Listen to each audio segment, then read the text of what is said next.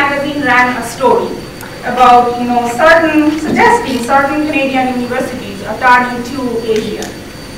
Asian students in Canadian higher academia were portrayed in deeply racist and pathologizing ways. Follow-up articles, especially one in the Toronto Star, portrayed Asian students as victims of their families' multicultural dreams. And I am someone who is not new to the racism of Canadian media. So I remember thinking, here we go again. Is it like, will it ever stop? And I wanted to set it aside, thinking, oh, it's just a regular thing, here we go again, and I can't deal with it. It was around afternoon that day that my discomfort actually became really physical. And I realized that I had to do something, that it's not okay to not care. It started a very lengthy process of responding. But that's not where I want to go today. The nature and content of the response is not where I want to go today. I have actually since then thought a lot about why is it that I wanted to focus on the thesis and not on responding first. What was so occupying my time and attention? Was it because that I wanted to belong, be a good student, and be rewarded accordingly? And if so, why do I want to belong to an institution whose deeply inequitable nature I'm so aware of? In his 1903 book, The Souls of Black Folk, W.E.B. Du Bois shared his dreams of wresting from them all the dazzling opportunities that were not his, by reading law, by healing the sick, by telling the wonderful tales that swam in his head. He frequently referred to the veil, his metaphor for segregation between black people and opportunities in post-emancipation United States of America, and his desire for a life above and beyond that. Education, Du Bois thought, enables colonized people to see the world through their own eyes. He was articulating a decolonizing dream. But, could we achieve such dreams in and through institutions that are not meant for us, that are not meant for people outside the mythical norm, as Elizabeth Ellsworth would term it? Why is it that we want to read the law, heal the sick, and tell all these wonderful tales that swim in our head? Is it that even dreams are colonized? And if so, is it a possibility that colonized dreams can lead to decolonization of spaces? 60 years after Du Bois, Frantz Fanon would compellingly write about the desire of the colonized for the spaces of the colonizer. The extraordinary importance of decolonizing change, Fanon said, is that it is willed, called for, demanded. The need, he said, is impetuous and compelling in the consciousness and in the lives of colonized people. But the possibility of this change is equally experienced in the form of a terrifying future in the consciousness of another species of men and women, the colonizers. And this is from The Wretched of the Earth. How can we, after all, forget that MacLean's article clearly demonstrated a fear of invasion by bodies that don't belong in the privileged spaces of the academia? I understand that the university is an ironic site for the exercise of decolonizing dreams. Yet, it is here that I found peers who were willing to join forces to write really strong responses to the racist victimization and pathologization of Asian students. It is here that I make efforts to introduce dissident knowledge paradigms in course outlines or demand them as a student, knowing well, as Linda Carty said so many years ago, that though the university is often a site of struggle, where opposing views get aired, it is nevertheless a site the site of legitimation of the ruling social relations. I also know very well, as Rinaldo Walker stated at a 2011 panel titled The Remains of the University, that incorporation of dissident knowledge is one way the university disciplines those very knowledges.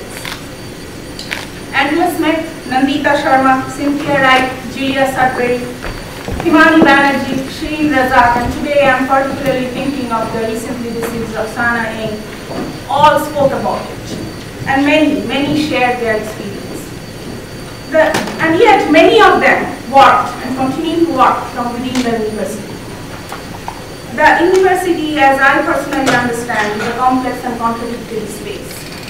And a lot of my decolonizing attempts and my decolonizing dreams are nurtured within its confines. The colonial fronts, however, are many, and our lives are tangled, to say the least. To make my choices more complex, I am also a diasporic Indian national, negotiating multiple homes and selves, while challenging a process if you think about positionalities. For instance, India, I am told, and frequently told, is rapidly changing towards the better, no question about that. The rapid influx of international corporate capital is allowing a large number of people to pursue otherwise impossible dreams. However, in her work on transnational call centers in India, and this is but one example, Kiran Michandani documents the accent training that is part and parcel of that industry. The industry's standardization of Western clock time as global time that colonizes all other temporal material realities. And most interestingly, the promotional messages coming from the state and the corporate sector that India is not a land of snakes, elephants, and bullock carts, but one of high technology and skilled workers with great American accent, which the clients in the West are extremely impressed with. And Michandani explicitly links these with early colonizing attempts to civilize Indians through systematic exposure to Western language and culture. In the coming years, I'm probably likely to see more and hear more of this. The situation is likely headed where corporate capital has led the so-called developed world into deeper and deeper inequities between people, into a situation where ugly opulence leaves with shameful depredation, and where the majority of folks see the world from behind a glass window that says, look, but don't touch. Again, I do want to respond. Decolonizing love, however, demands caution, careful nuancing of approach, and accountability. So this time I'm careful about my location in the West and its knowledge machinery.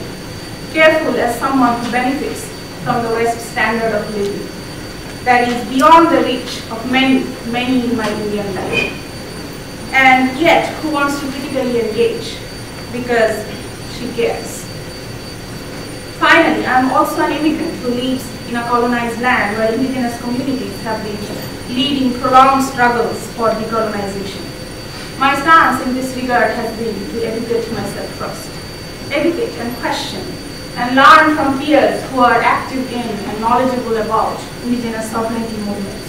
So currently I'm trying to understand the notions of sovereignty and nationhood from outside their Western frameworks. I'm making connections with similar movements going on in other parts of the world. And to be very honest, it has been very hard and very unsettling. Decolonizing love, however, I think, involves pushing the boundaries of my knowledge, our knowledge and understanding, no matter how unsettling it may be. All of these, in their sometimes exhausting complexities, bring home for me an appreciation of decolonizing love, decolonization as an act of love and care, of hard work and diligent queries, of willingness to be challenged, and sitting with the anger and discomfort that comes with it. It is an act to be carefully thought over and over, an act that goes on, and it is never an achieved state of being.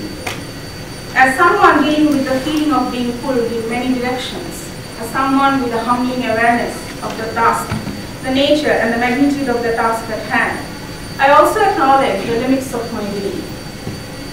A time comes when we realize or make choices about where we fight our battles. Because colonial fronts, however interconnected, are many and bodies have limits. And I have made a choice. I have made a choice about the classroom as the site for social justice work. Not for nothing, the university fares so prominently in my remarks today. I do not actually know of any pure space. And so every day I remind myself to hold my head high as I walk the corridors of the academia. I refuse the institution's many silent, coercive attempts to cultivate a culture, a particular culture of presenting oneself, of asking questions, and of generally carrying on the business of higher academia. In this, I have many, many trailblazers without whose daring and I'm looking at this room, many of us here will not be here today. While I do not want to say that this is the way, the classroom indeed is my front. I cherish those mind-bending, space-creating moments. I look for those deep, welcoming gestures that heal and lift spirits. I particularly look for ways to support young men and women of color who are holding fast onto their dreams in and for the academia. And these keep me going. And I believe many of us, these keep many of us going.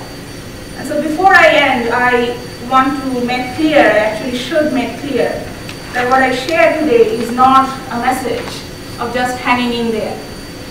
It's a message rather of refusing to give up. Because I believe decolonizing love indeed is an act of refusal.